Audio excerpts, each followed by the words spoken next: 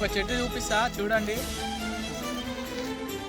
ఈ చెట్టు ఈ ఫ్లవర్స్ తెలుసు కదా, ఎంతమందికి తెలుసో కామెంట్ చేయండి. అట్లనే మీ ఫ్రెండ్స్ కూడా షేర్ చేయండి.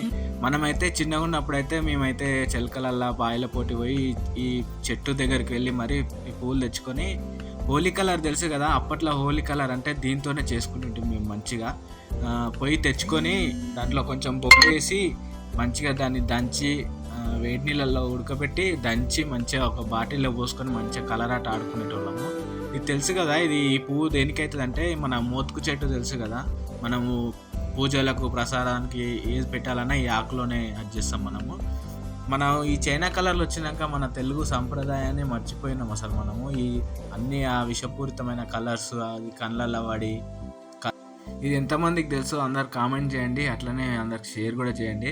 నేను మళ్ళీ పాత రోజులను గుర్తు చేస్తున్నాను. నాకు ఈ చెట్లు చూడంగానే నాకు ఎందుకో మంచిగా వీడియో చేయాలనిపించింది.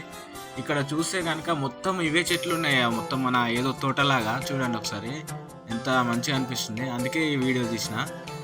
మన ఇప్పుడు ఉన్న జనరేషన్లో మొత్తం అన్నీ కల్తీ వస్తున్నాయి కదా, ఈ కలర్స్ కానీ మనం తినే ఫుడ్ కానీ అన్నీ కల్తీ ఉన్నాయి.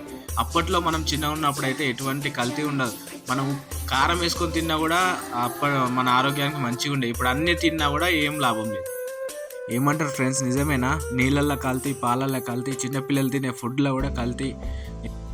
పాత రోజులు గుర్తు చేస్తున్న ఈ వీడియో అయితే అందరికి షేర్ చేయండి, కామెంట్ చేయండి. మీ ఉద్దేశం ఎలా ఉందో చూస్తాం.